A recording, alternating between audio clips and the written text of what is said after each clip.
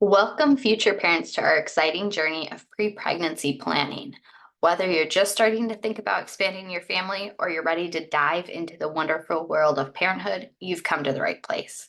We'll navigate through all the essential steps broken down week by week, tips and tricks to ensure you are fully prepared for this incredible journey ahead. I'm Courtney. Let's get started. All right, let's dive in. You can see our to-do list for the week on the left-hand side, and we'll start off by learning about the journey from pre-pregnancy planning all the way to welcoming your little one. So you might be wondering, what exactly is pre-pregnancy planning?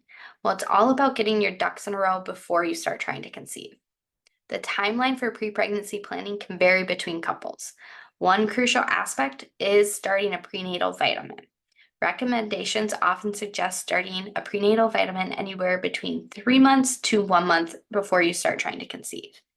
The American College of Obstetricians and Gynecologists recommends starting at least 1 month prior, but giving ourselves 3 months provides ample time to accomplish all of our to-dos and get that prenatal vitamin routine started.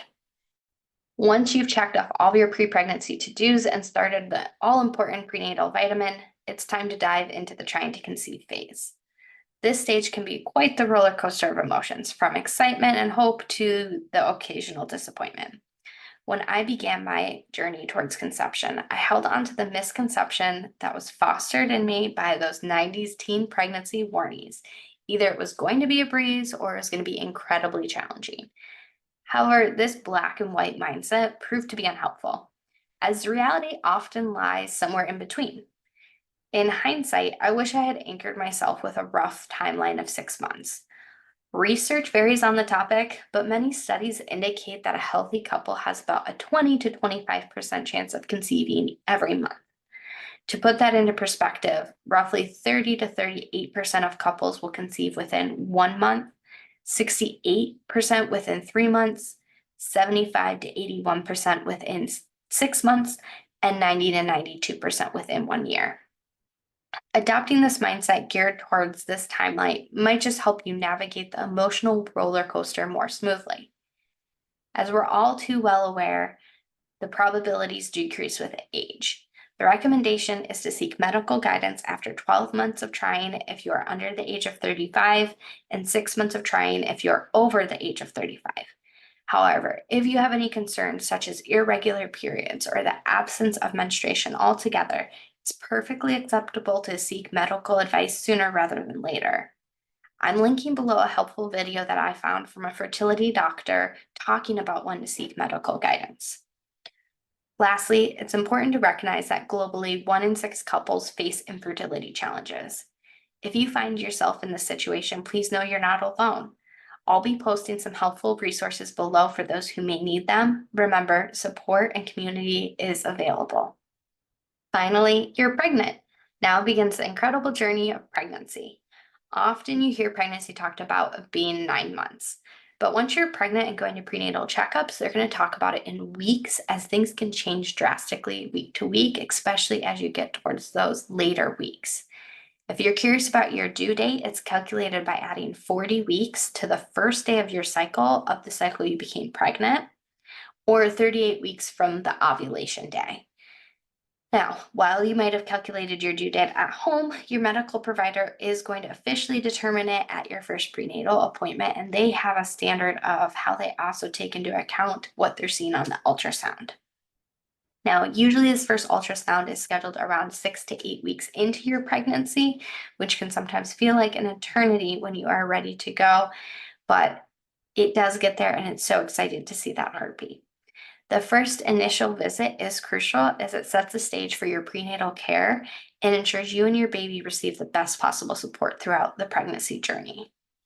We're going to have a full series on pregnancy and how to navigate this period to get ready for your baby, so subscribe to ensure you see what's coming up. After that entire journey, which can sometimes be 18 months or longer from pre-pregnancy planning to trying to conceive to pregnancy, you finally welcomed your little one into the world. This phase is a wonderful, tiring transition. And coming soon, we're going to have a series to talk all about beyond pregnancy and what you need to get done to help relieve that mental load. so subscribe to make sure you don't miss it. Before we check off this to-do and move on to discussing prenatal vitamins, let's take a moment to visualize how this timeline might unfold. Imagine you kickstart your pre-planning journey on January 1st, 2024, and it takes 6 cycles to become pregnant. If you dedicate 3 months to preparing and you begin trying around March 25th, you likely encounter cycle day 1 of your 6th cycle around August 12th, making your due date be around May 19th. Remember, your due date is calculated 40 weeks from cycle day 1 of the cycle in which you become pregnant. In this scenario, you might not have a positive pregnancy test until mid-September. Now let's consider a shortened time frame of 3 cycles to conceive. If your pre-pregnancy and you're trying to conceive timeline were the same in the first scenario as this one, your cycle day 1 after 3 cycles would be around May 20th, and your due date would land in February 2025. On the flip side, if your journey extends to 12 months, your due date might be around November 3rd, 2025. As mentioned earlier, grounding yourself in 6 months trying to conceive mindset might alleviate some of that emotional roller coaster that comes with the process and the unpredictability of it. If you think this breakdown has been beneficial, consider mapping it out for you based on your own timeline of when you want to start trying and cycle length. This was based on just an average of a 29-day cycle. Stay tuned, as we're going to have a worksheet that is about to be released where we'll walk you through this exercise in more detail. Check the description for more information. Time to talk about prenatal vitamins. You might be thinking, do I have to take these? The simple answer is yes. Yes, you should. But, and isn't there always a but when we talk about things? If you're already taking other supplements that cover similar nutrients or medications that could have an interaction, it's best to have a chat with your pharmacist or drop a message to your doctor, and they'll help you figure out the best plan for you. Your next burning question might be, all right, I'll take a prenatal vitamin, but which one should I go for? I've been there. The market is flooded with options, each one shouting about its own benefits, which can be pretty confusing. When I was looking for a prenatal vitamin, I felt like choosing the right one was the first big step towards ensuring a healthy pregnancy and a healthy baby, which added a ton of pressure. That's why I went all in on research. Now, diving into research can be super helpful, but it was also spiral into anxiety and taking up my precious time. In general, my advice is to deep dive on topics that matter most to you and focus your extra research efforts there.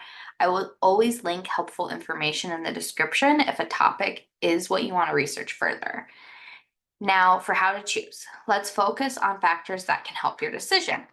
We're going to compare 3 prenatal vitamins that I found on many top prenatal lists with easy access. As we take a look at these, please note I am not a medical professional and this analysis is based on my own research. Always consult with your healthcare provider on what you are taking. There are many beneficial vitamins within your prenatal. One that surfaces to the top as critical is folic acid. This B vitamin has been proven to prevent major birth defects of a baby's brain and spine called neural tube defects. With that, the American College of Gynecology, or ACOG, recommends pregnant women get at least 600 micrograms of folic acid per day in total.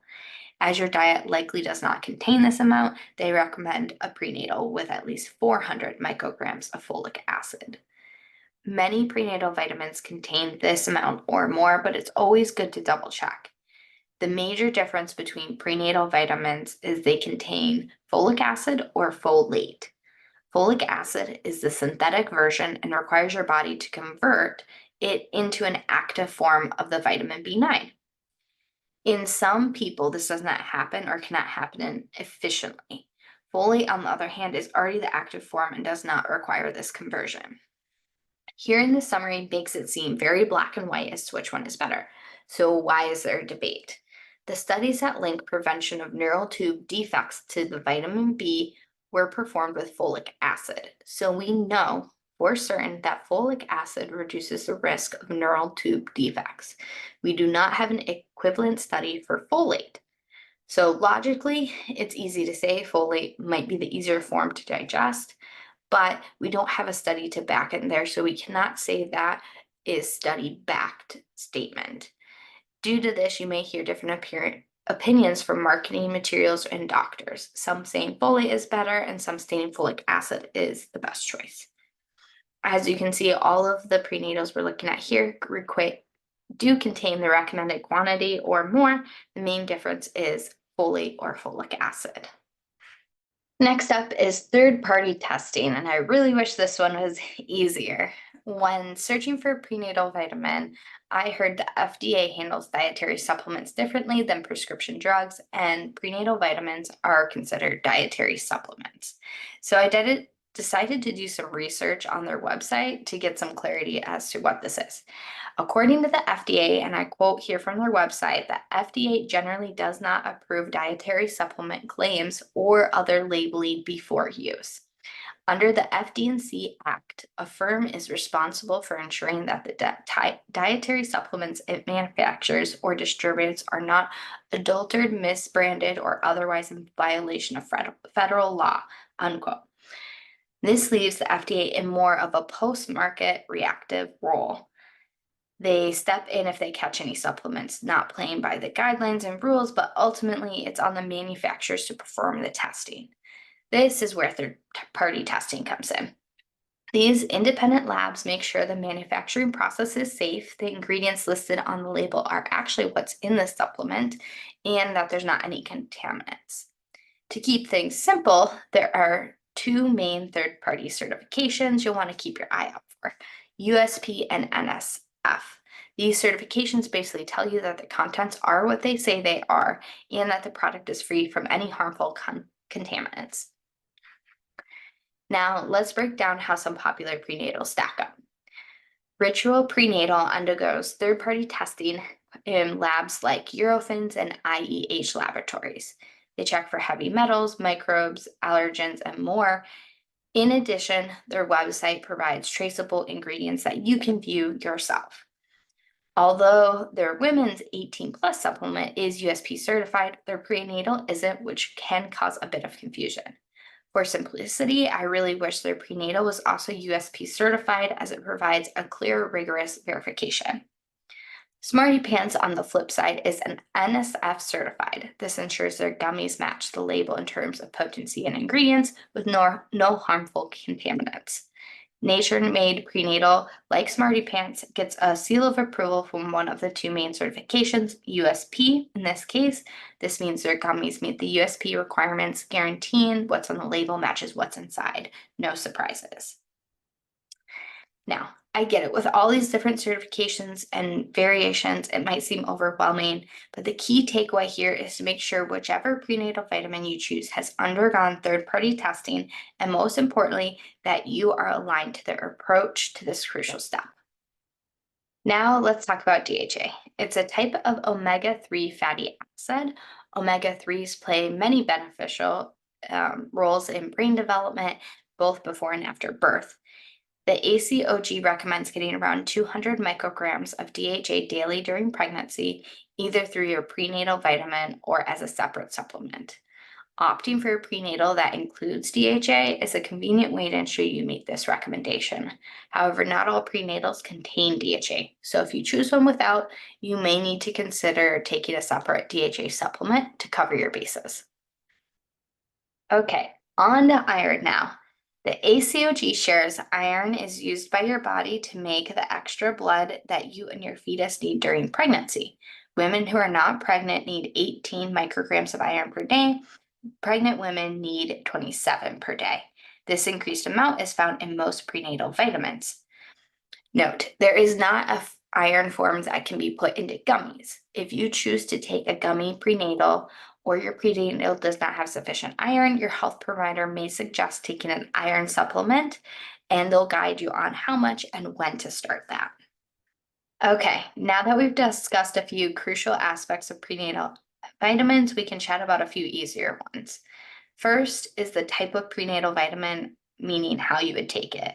Prenatal vitamins come in powder, pill, and gummy form. This one is pure personal preference. Choosing the form that you will take consistently is the most important part.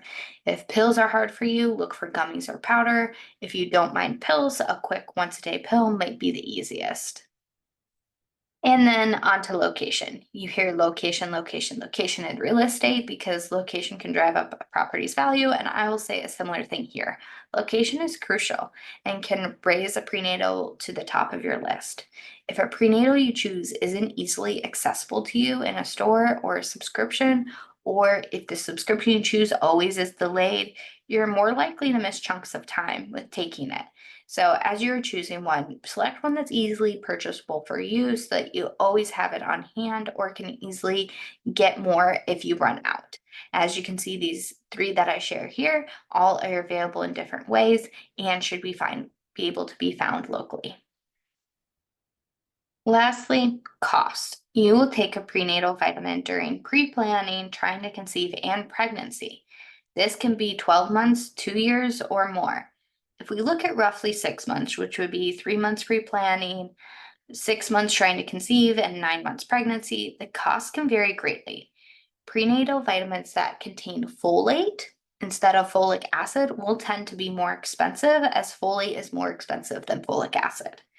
So for Ritual for 17 months, it's going to cost $679.83. For Smarty Pants for 17 months, that's going to cost $611.83.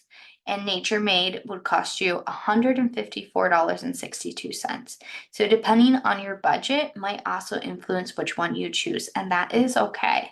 Sometimes we do need to make trade-offs because there are a lot of things we're going to need to buy in the near future. Okay, you've made it through my top criteria. With all those other factors, the most important one that I'll leave you with is, will you take it?